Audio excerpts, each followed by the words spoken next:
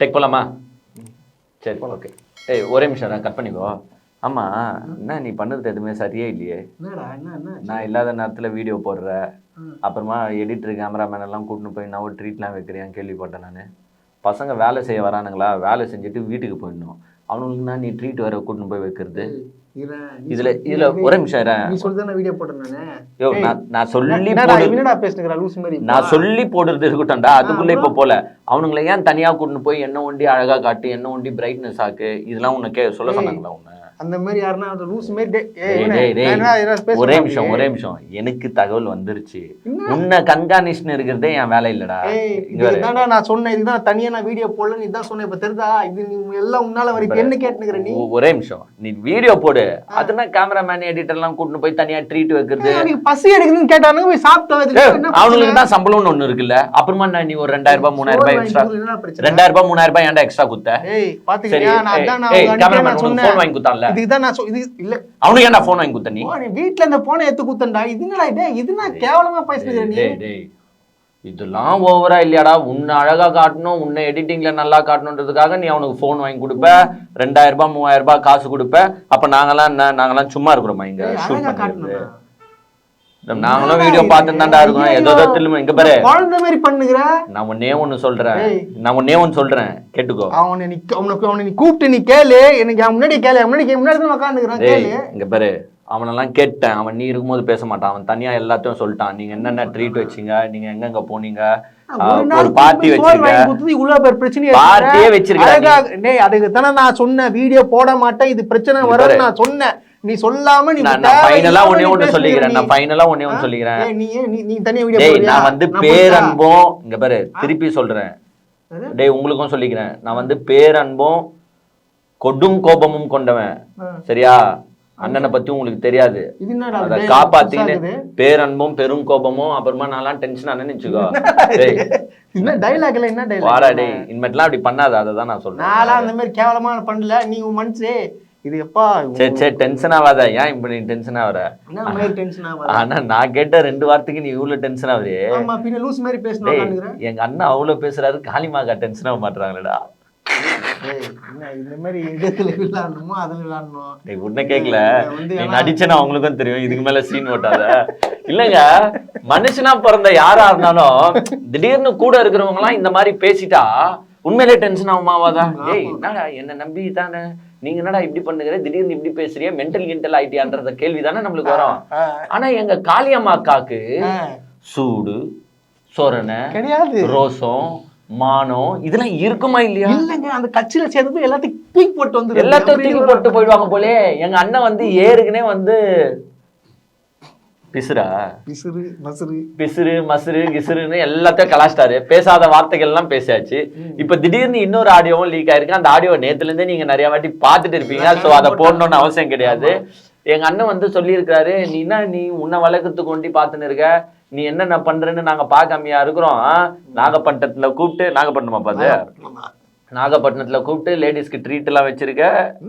தனியா team form பண்ணுவேன். நீ ஃபார்ம் பண்ற, நீ அவன் கோபம் கொண்டுவேன். அது யார் தெரியும்? டயலாக நீ மாத்தி பேசாதீங்க. அவர் ரொம்ப பேரன்புக்காரரு, அதே மாதிரி பெருங்கோபம் கொண்டவன்.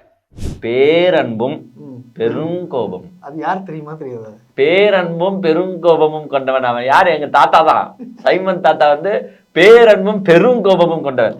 பேரன்பு யார் மேலன்னா விஜயலட்சுமி அக்கா மேல, பெருங்கோபம் யார் மேல உன் மேல. இல்லங்க இவன் பேரன்பும் பெரும் கொண்டும் கொண்டவன் ராஜீவ் காந்தி மேல அனுபவம் வச்சிருந்தான் அப்படின்னு சொன்னது சாட்டையை தானே சொல்றாங்க. சாட்டைக்கு ஆடியோ வந்திருக்கு. இதுவும் சாட்டை தான். ஆமாங்க இதுதான் பரபரப்பா போயிட்டு இருக்கு. சாட்டை போன்தான் லீக் ஆகுது. என்னங்க இது சாட்டை போன்ல இருந்து லீக் ஆகுதா இல்ல சாட்டையே சொல்லி லீக் ஆகுதான்னு தானே எனக்கு தெரியல. சாட்டை போன்ல பேச விட்டு என்ன கட்சி வேலை நீ பார்க்க விட மாட்டியா? உன்னை ஃபாலோ பண்ணுறதே என் வேலையா போச்சு. என்னோட ஓவர்டேக் பண்ணு போனா என்ன பண்றது? இதுதான் கட்சி. காரணமே என்னன்னா நம்ம ஏற்கனவே சொல்லியிருந்தோம், போன எம்பி எலெக்ஷன்லயும் சரி எம்எல்ஏ எலெக்ஷன்லயும் சரி அந்த கேண்டிடேட் அனௌன்ஸ் பண்ணும் போது காளியம்மாக்கு கிடைச்ச ஆதரவு, அந்த கரகோஷம், அந்த கை தட்டல். நைட் ஆனா எங்க அண்ணன் தூங்கும் போது, அண்ணே நெக்ஸ்ட் தலைவர் வந்து காளியம்மாக்காவா, அண்ணன் நெக்ஸ்ட் ஒருங்கிணைப்பாளர் வந்து காளியம்மாக்காவா, அப்படியே டோரை தட்டி தட்டி தட்டி சொல்லின்னு இருக்கான். சொல்லிட்டாங்க. அதுவே காதுல கேட்டுருந்தா எங்க அண்ணனுக்கு டென்ஷன் ஆகாதா? கண்டுபிடிச்சது நம்பதாயா, கண்டுபிடிச்சதான் இருக்கட்டும். நான் ஒன்னே ஒண்ணு கேக்குறேன், எனக்கு ரொம்ப நல்லா சந்தேகமா சந்தேகம் உனக்கு. நம்மளெல்லாம் வந்து போற போக்குல வந்து காளியம்மாக்கா வந்து 1000 ரூபாய்க்கு பிறந்தவங்களேன்னு சொல்லிட்டு போயிட்டாங்க. தமிழ்நாட்டுல இருக்கிற எல்லா பெண்களும் திருப்பி அடிக்குது. ஆமா இல்ல, தமிழ்நாட்டுல இருக்கிற எல்லா பெண்களும் வந்து அந்த காசை வாங்குறவங்களை வந்து நீங்களாம் 1000 ரூபாய்க்கு பிறந்தவங்களே, 1000 ரூபாய்க்கு பிறந்தவங்களே எவ்வளவு கேவலமா பேசுனாங்க. ஆமா, எங்க அக்கா எவ்வளவுக்கு தான் பிறந்தாங்க அப்படின்றது எனக்கு ரொம்ப நாள் சந்தேகமா இருந்துச்சு. ஏன்னா அக்கா வந்து பெரிய ஆளு, நாம் தமிழர் கட்சியில வேற இருக்கிறாங்க. அப்போ ஒரு 1 லட்சம் ரூபாய்க்கு பிறந்திருப்பாங்க போல. வரும்ல, சந்தேகம் வரும்ல. நம்மளாம் 1000 ரூபாய்க்கு தான் பிறந்திருக்கோம், நம்மளாம் வந்து கேவலமானவங்கப்பா, அவங்களாம் யாரு 1 லட்சம் ரூபாய்க்கு பிறந்திருப்பாங்களேன்னு பார்த்தா இப்பதான் டீடைல்ஸ் வந்திருக்குது. பரவாயில்ல, நம்மளோட 1000 ரூபாய் தாண்டி போய் 2000 ரூபாய் 3000 ரூபாய்க்கு பிறந்திருக்காங்களாம். இப்ப இது பேர் என்ன? கூட ஒரு செல்போனுக்கும் பிறந்திருக்காங்க. இது பேர் என்ன தெரியல, எனக்கு தெரியல. நீ கேள, நேராதான் கேளாச்சு. என்னக்கா 1000 ரூபாய்க்கு பிறந்தீங்க, 2000 ரூபாய்க்கு ஆப்பா, 2000 ரூபாய் 3000 ரூபாய்க்கு பிறக்க வச்சிருக்கியாமே. கூட வந்து செல்போனுக்கு வேற. நாகப்பட்டினத்துல ஒரு விடுதியில நீ எல்லா பெண்களையும் கூப்பிட்டு பார்ட்டி கொடுத்துருக்க, செல்போன் கொடுத்துருக்க, ஆளுக்கு 2000 3000 காசு கொடுத்துருக்க. அதெல்லாம் என்னது? நீ வந்து ஒரு அரசாங்கம் வந்து ஒரு மக்களுக்கு வந்து செய்யறது வந்து 1000 ரூபாய்க்கு பிறந்தங்களே கேள்வி கேட்ப. நீ வந்து நாகப்பட்டினத்துல வந்து கூப்பிட்டு ட்ரீட் வைக்கிறது, பார்ட்டி வைக்கிறது எல்லாம் என்ன கணக்குல வரும்? ஏன் நீ பார்ட்டி வைக்கணும்னா கூட காசு குத்து தான் ஆளை கூப்பிடுறியா? அப்போ அன்னைக்கு அந்த கேம்பெயினிங்க்கும் காசு குத்து தானே ஆளை கூப்பிட்டு இருப்ப. ஆமா, அதோ 2000 ரூபாய் கொடுக்குறேன், 3000 ரூபாய் கொடுத்துக்கிறேன், செல்போன் கொடுத்துருக்கியான். யார் நாங்க சொல்லல, நீ சொன்னியா? இல்லன்னா இப்போ கொஞ்ச நேரத்துல ஏஞ்சி வந்து அது எங்க தலைவன் சொல்ல ஏய் வாய்ஸ் சொல்லிச்சு. உங்க அண்ணன் தான் சொல்லியிருக்கான். அப்போ இப்ப இன்வெர்ட் வச்சுக்கலாமா? இன்வெர்ட் வச்சுக்கலாமா? நீங்க 2000 ரூபாய் 3000 ரூபாய்க்கு தான் பிறந்தீங்கன்னு சொல்லலாமா? சொல்லிடு, அவ்வளவு சொல்லியாச்சு, ஒத்துக்கினாரு, அவ்வளவுதான் முடிஞ்சு போச்சு. அது நீங்க ஒத்துக்கோங்க. இப்போ சமீபத்துல அந்த ஒரு விவாத மேடையில வேற பங்கேற்றாங்கப்போ.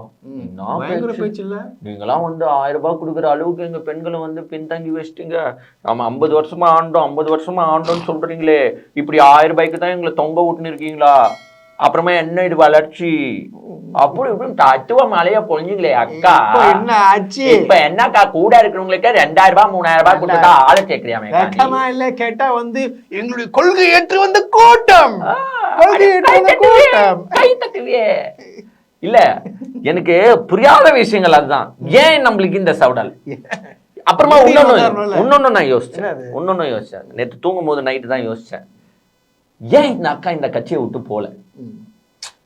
எல்லாருமே போன மான சூடு சொன்ன இருக்கிறவன் மசுறு பிசுறுன்னு ஒண்ணு அந்த கட்சியில இருப்பாங்க. பேமெண்ட் மாட்டல. ஏங்க இவங்க கட்சி விட்டு போகாம இருக்காங்கன்னா, அன்பு மக்களே, அன்பு சொந்தங்களே, ஏன் போலன்னா ஒரே விஷயத்துக்காக தான். வேற எங்க போனாலும் பேமெண்ட் வசூலாவாது.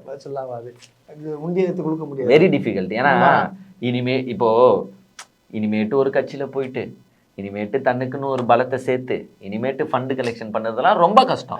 அதான் ஃபண்டு கலெக்ஷன் எந்த கட்சியில பண்ண முடியும்? ஃபண்டு கலெக்ஷன்னாலே நாம் தமிழர் தானே, ஒரே கட்சி. நாம் தமிழர் கட்சியில மட்டும்தான் வெளியில இருக்கிறவங்க எல்லாம் ஃபண்டா கொடுப்பாங்க. அது சில்லறெல்லாம் கொடுக்கூடாது, சில்லறெல்லாம் நோட்டா கொடுப்பாங்க. ஸோ இவங்க என்ன பண்ணிட்டாங்கன்னா, ஏற்கனவே வந்து ஒரு குற்றச்சாட்டை நம்ம ஒரு வீடியோல வச்சிருந்தோம். பிரச்சனையே என்ன ஆச்சுன்னா, இவங்க எம்பி தேர்தல் அப்போ இவங்க வாங்கின இந்த நிதி வசூல் பண்ணிருப்பாங்க பத்தியா, இந்த நிதி வசூல் பண்ண அமௌண்ட்டை வந்து சரியான கணக்கை வந்து சீமான் கிட்ட ஒப்படைக்கல.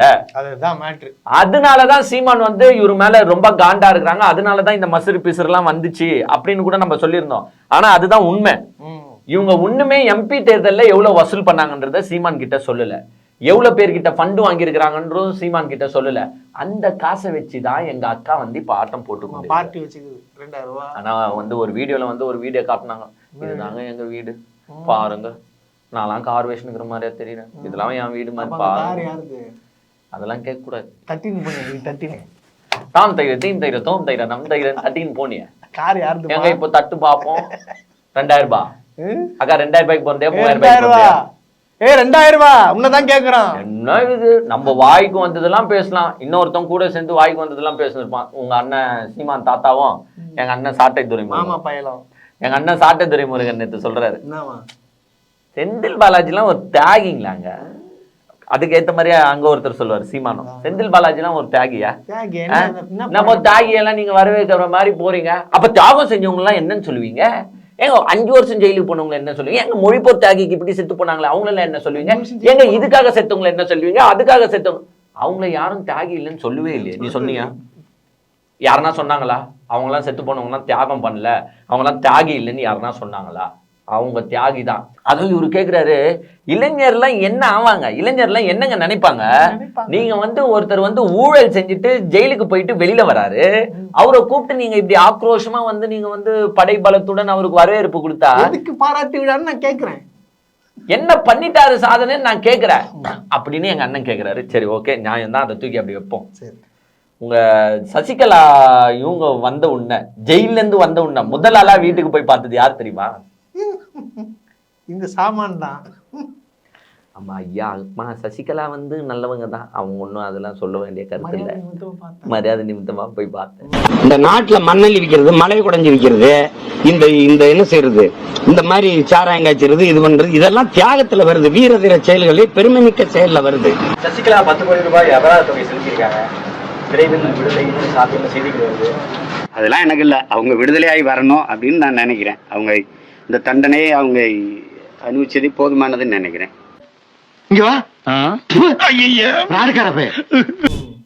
கன்விக்டடு ஃபர்ஸ்ட் சட்டம் தெரியும்ல, கேஸ்னா என்னன்னு தெரியுமா?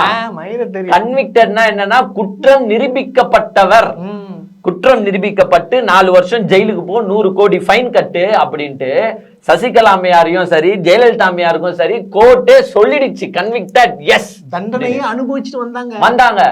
ஆனா அவங்க பெயில்ல வரும்போதும் சரி, இங்க போயிட்டு வரும்போதும் சரி, என்ன வரவேற்பு கொடுத்தாங்கன்னு உங்களுக்கு தெரியாது ஒண்ணும் இல்ல. பெங்களூர்ல இருந்து இங்க சென்னை வரைக்கும் நானு அந்த டைம்ல வந்து ஒரு பேனர் பார்த்தேன். என்ன பேனர்? இவங்க பெயில்ல போயிட்டு வராங்கன்னு நினைக்கிறேன் ஜெயிலுக்கு, கொஞ்ச நாள் வந்து சிறைச்சாலை போயிட்டு வந்தாங்க பாத்தியா, அந்த டைம்ல வந்து ஒரு குழந்தை வந்து அழுகுற மாதிரி ஒரு பேனர் போட்டு, அம்மா வா வா அம்மா வா வா தியாக செல்வி, தியாக செல்வி, அந்த அளவுக்கு அட்டுழியம் பண்ணவங்க தான் நம்ம வந்து இப்ப இவர் மேல செந்தில் பாலாஜி மேல என்ன பிரச்சனைன்னு உங்களுக்கு நல்லாவே தெரியும். அரசியல் காழ்ப்புணர்ச்சி அதுல எவ்வளவு இருக்குன்னு உங்களுக்கு நல்லாவே தெரியும். இடி ரைடு, செந்தில் பாலாஜின்ற ஒரு நபர் வெளியில இருந்தா கொங்கு மண்டலம் நம்ம கையை விட்டு போயிடும் அப்படின்ட்டு பாஜக நினைச்ச ஒரே காரணத்தாலதான் செந்தில் பாலாஜியை தூக்கி உள்ள போட்டீங்க. இல்லன்னா இதெல்லாம் உள்ள போற கேஸே கிடையாது, அவ்வளவு பெரிய கேஸ் கிடையாது. ஆனா எதுக்கு நீங்க உள்ள போட்டீங்களோ அப்போ ஜெயிக்க முடியலையே. 38 கோடி தான் ஊழல், 1 கோடி பண்ணியிருந்தாலும் ஊழல் தான், நான் அதை இல்லைன்னு சொல்ல. பட் அந்த பிரியாரிட்டியை சொல்றேன், வெறும் 38 crores. ஜெயலலிதா சசிகலா எல்லாம் எத்தனை ஆயிரம் கோடின்னு அவங்களுக்கே தெரியாது. ஃபைனே 100 கோடி போட்டாங்க அவங்களுக்குலாம், 100 கோடி ஃபைன், 4 வருஷம் ஜெயிலு சாதாரணமா கட்டாங்க. இப்படி செந்தில் பாலாஜி மேல டார்கெட்டட் ஆடியன்ஸ்ன்றது பிஜேபி இருந்துச்சு, ஏடிஎம்கே இருந்துச்சு. ஏன்னா செந்தில் பாலாஜி கிட்ட ஒரு பொறுப்பை கொடுத்தா சொல்லி அவுட், வேற எவனும் ஜெயிக்க முடியாதுன்றது தெரிஞ்சு போன கதைன்ற மாதிரி அந்த கோவை மண்டலத்தையே தன் பக்கம் இழுத்துருவாரு. அப்புறமா அண்ணாமலைக்கு ஒண்ணுமே கிடையாது அப்படின்ற பட்சத்துலதான் செந்தில் பாலாஜியை தூக்கி வாண்டடா உள்ள போடணும், எம்பி எலெக்ஷன் வரைக்கும் வெளியில வரக்கூடாது அப்படின்னு தூக்கி உள்ள போட்டு இப்போ ஃபைனலா பெயில கேட்டு வந்திருக்காங்க. அதுல எங்க அண்ணன் சொல்றாரு, சாட்டை மாமா பையன் சொல்றாரு,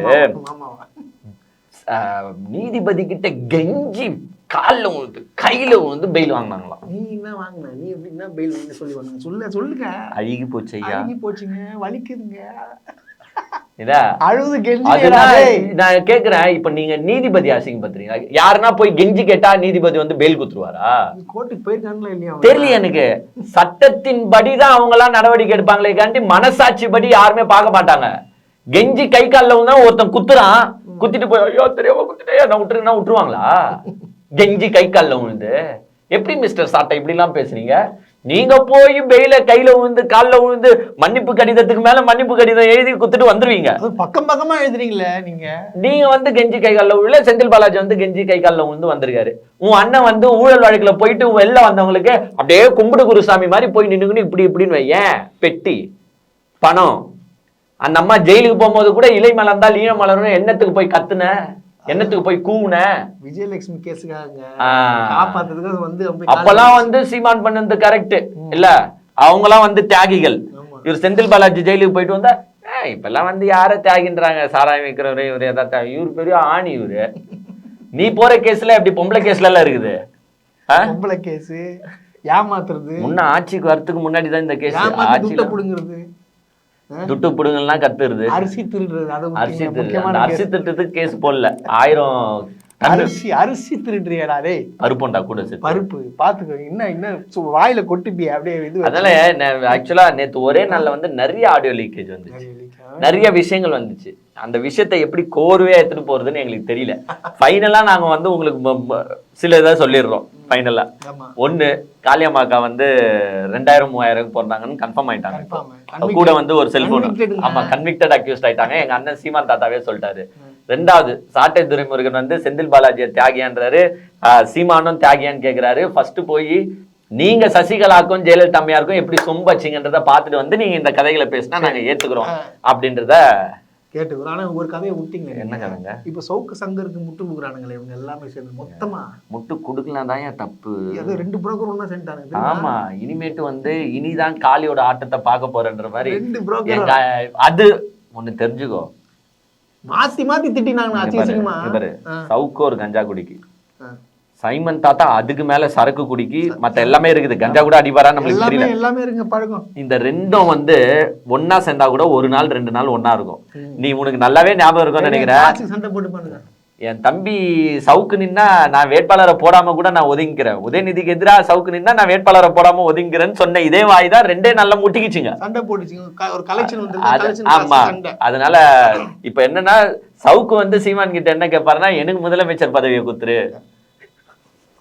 நீ வந்து சைட் ரோலா வேணா பெர்ஃபார்ம் பண்ணு, உனக்கு கீழெல்லாம் என்னால வேலை செய்ய முடியாது, நான் பாரு எவ்வளவு நாள் ஜெயிலுக்கு போயிட்டு வந்துக்கிறேன். ஆனா சவுக்கு சங்கர் ஒன்னே ஒண்ணு சொல்லிக்கிறேன், வெறும் 150 நாள் ஜெயிலுக்கு போயிட்டு வந்த உனக்கே இவ்வளவு பேச்சு இருக்கு, இவ்வளவு திமிரு இருக்குன்னா 471 நாள் ஜெயில இருந்துட்டு வந்திருக்கிற செந்தில் பாலாஜிக்கு எவ்வளவு திமிரு வரும், எவ்வளவு காண்டு வரும். அந்த காளியோட ஆட்டத்தை தான் இனிமேட்டு பார்க்க போறீங்க.